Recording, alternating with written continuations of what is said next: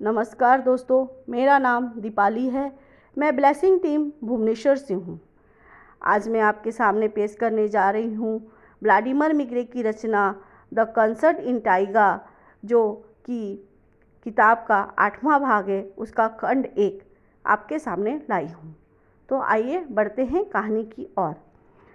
लेखक ने एनेस्थीसिया को प्रस्ताव दिया कि वो मॉस्को आकर टीवी पर दिखाई दे। उन्होंने एनेस्थीसिया से कहा, तुम्हारी सुंदरता को अगर हम टीवी पे पेश करेंगे तो तुम एक विश्व चर्चित और विश्व स्तरीय अभिनेत्री बन सकती हो। और उस स्तर पर लेखक ने महसूस किया, दुनिया की हर खूबसूरत औरतें जिस तरह अपनी खूबसूरती की प्रशंसा सुनने पर इतराती हैं, उसी तरह एनेस्थीसिया को भी अपनी प्रशंसा पर बहुत नाज था। अपने लेखक के इस प्रस्ताव पर वो लेखक के सामने एक टांग को आगे पीछे करती हुई बिल्लियों की तरह चाल चलती हुई चलने लगी। दोस्तों, इसे कैटवॉक कहते हैं, जो कि कई मॉडल कभी कभी स्टेज पर दिखाती हैं फैशन शो के दौरान। इस तरह का चाल चलते हुए एनेस्थीसिया झाड़ियों के पीछे चली गई।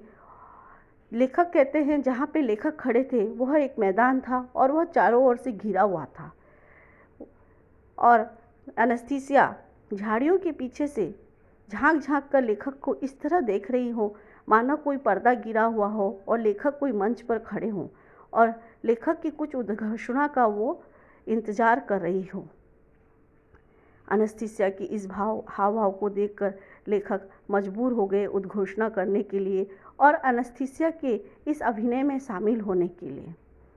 और लेखक ने उद्घोषणा की, देवियों और सज्जनों, कृपया ध्यान दें, आपके सामने आ रही हैं दुनिया की सबसे बड़ी जिम्नास्टिक और विश्व सुंदरी एनेस्थीसिया, अपनी अतुलनीय सुंदरता को दिखाने के लिए।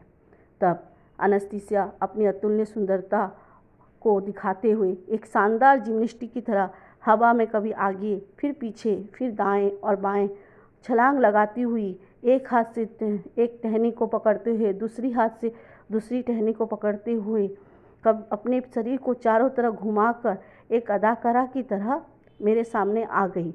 मुझे झुककर प्रणाम किया, मेरी प्रशंसा ली और फिर से झाड़ियों के बीच चली गई मेरे दूसरी उद्घोषणा का इंतजार करने के लिए।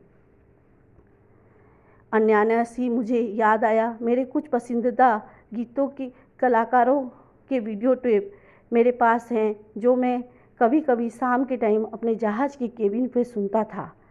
और मैंने यह टेप याद किया, लेकिन मैंने कभी सोचा नहीं था कि एनेस्थीसिया उसका उपयोग करेगी। मैंने फिर से उद्घोषणा की कि देवियों और सज्जनों, कृपया ध्यान दें, आपके सामने आज की शाम की जगमगाती सितारा एनेस्थीसिया आ रही है, जो कि आपको एक बेहतरीन आपके सामने पेश करेगी, एक बेहतरीन गायन का। और उसके बाद जो हुआ उसको शब्दों में बयान करना मुश्किल था। मैंने एनेस्थीसिया की क्षमताओं को कम आंका।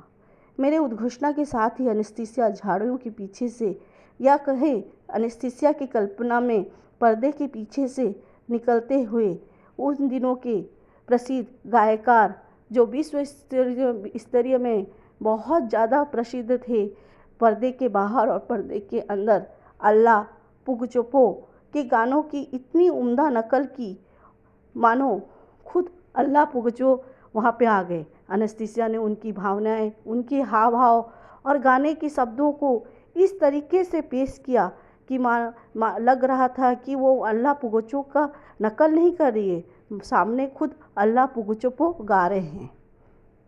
इसी के बाद एक और आश्चर्यजनक घटना घटी। एनेस्थीसिया ने कुछ विशेष शब्दों को चयन किया, जो कि एनेस्थीसिया के खुद के शब्द थे, गीत के साथ जोड़ दिया, ताकि यह गीत पूरी तरह से अल्लाह पुगाचोबो का स्वयं का प्रदर्शन लगे, जिससे गीत के प्रदर्शन और भी सुंदर हो गया और उसकी भावनाएं उससे जुड़ गई और गाने के सारे पात्र और छवियां सचित्र हो गई। यह संगीत की एक बेहतरीन प्रदर्शन था और श्रोताओं के रूप में मैं वहाँ अकेला था। एनेस्थीसिया ने अपने इस गाने में एक चित्रकार के प्रेम को दर्शाया था। वो चित्रकार बहुत गरीब था और उसकी प्रेमिका बहुत अमीर थी। अपनी प्रेमिका के प्रेम को पाने के लिए उस चित्रकार ने अपने कैनवस या कह सकते चित्रफलक को बेच दिया। एक चित्रकार के लिए उसका कैनवस बहुत ज़्यादा महत्वपूर्ण होता है, उसकी सारी जमा पूंजी होती है, लेकिन उसको प्यार को पाने के लिए उसने अपने कैनवस को बेच दिया और उससे एक बहुत बड़ा फूल का बगीचा खरीदा और अपनी प्रेमिका के साथ एक ट्रेन में बैठकर चले गया। एनेस्थीसिया के गाने से सारा चित्र चलचित्र की तरह सजीव हो गए थे और लग रहा था कि मानो दूर कोई ट्रेन जा रही हो और उसमें अपने प्रियजनों को अपने साथ हमेशा के लिए ले जा रही हैं। एनेस्थीसिया ने अपने गीत में चित्रकार की पीड़ा, उसकी निराशा, उसकी मनस्थितियों का बहुत सुंदर चित्रण किया। मैं पूरी तरह से हिल गया। एनेस्थीसिया के इस गीत को ख़त्म करने पर एनेस्थीसिया ने सराहना की दृष्टि से मेरी ओर देखा और झुककर वाहवाही ली और उसके साथ नए उत्साह और जोश के साथ नए गाने गाने लगी जो मेरे पसंदीदा वीडियो टेप में थे। मैंने वो गाने बहुत बार सुने थे और फिर भी वो मुझे पहले से ज़्यादा आकर्षक लग रहे थे। उसके एक एक शब्द मुझे सार्थक लग रहे थे और उसके एक एक शब्द मेरे को पूरी तरह से समझ में आ रहे थे। अपनी आखिरी गीत गाने पर एनेस्थीसिया ने बिना कोई प्रतिक्रिया दिए और बिना वाही लिए ये झाड़ियों के पीछे या कहें स्टेज के पीछे चली गई। लेखक कहते हैं, मैं कुछ बोलने और सुनने की स्थिति में नहीं था, क्योंकि इस आश्चर्यजनक और उम्दा संगीत कार्यक्रम का मैं अकेला दर्शक और गवाह था। एनेस्थीसिया ने मेरे ऊपर एक असाधारण छाप छोड़ा था। फिर मैंने छलांग लगाई, तालियां बजानी शुरू कर दी। बहुत खूब एनेस्थीसिया, बहुत खूब। मंच में के सारे कर्म बहुत उम्दा थे। एनेस्थीसिया झाड़ियों के पीछे से आकर झुककर मुझे प्रणाम किया, मेरी वाही ली, मेरे सम्मान को ग्रहण किया। मैं अभी भी खुशियों से ताली बजा रहा था, नाच रहा था। मैं बार बार दोहरा रहा था, बहुत खूब, एक बार फिर। इस पर एनेस्थीसिया भी मेरे साथ ताली बजाने लगी और ताली बजाते बजाते रोने लगी। मैं फिर एनेस्थीसिया से ये गाने बार बार सुनने का मन कर रहा है। तुम बहुत ही अनोखी प्रतिभावान गायक हो, यहाँ तक कि हमारे प्रसिद्ध और बहुत प्रसिद्ध उच्च स्तरीय गायक से भी बहुत ज़्यादा प्रतिभावान हो। मैं चुपचाप एनेस्थीसिया के चेहरे के हाव भाव को देखने लगा और सोचने लगा, एनेस्थीसिया की आत्मा बहुमुखी प्रतिभावान की धनी है और उसके अंदर बहुमुखी प्रतिभाएं हैं। उसके गाने के बहुत शानदार चीज़ों को मेरे सामने शानदार तरीके से बहुत सारी चीज़ों को मेरे सामने साफ कर दिया, जिसे मैं अभी तक अनभिज्ञ था। एनेस्थीसिया के चेहरे पर एक विजयी मुस्कान थी और वो मेरे को चेहरे तरफ देख रही थी। एनेस्थीसिया, क्या आपका अपना खुद का कोई गाना नहीं है? क्या आप मुझे खुद का कुछ नहीं गा सकती, कुछ ऐसा जो मैंने कभी पहले नहीं सुना हो? एनेस्थीसिया ने कहा, हाँ, पर मेरे गीत में कोई शब्द नहीं है। आप इसे सुनना पसंद करेंगे? मैंने कहा, कृपया अपना गाना सुनाइए। और उसने अपना सबसे असामान्य गाना गाना शुरू कर दिया। एनेस्थीसिया पहले नवजात बच्चों की तरह चिल्लाती, फिर उसकी आवाज़ शांत, कोमल और दुलार करने लगी।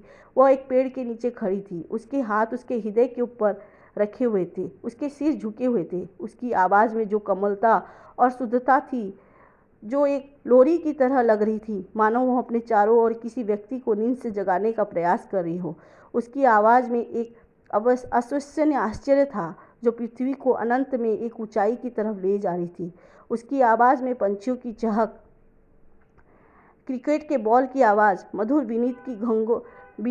विनती की आवाज़, घोंघर युद्ध की आवाज़, एक ही व्यक्ति की आवाज़ में इतनी सारी आवाज़ों की विशेषता को देखते हुए मैं पूरी तरह से खो गया। आज के लिए बस इतना ही दोस्तों, नमस्कार।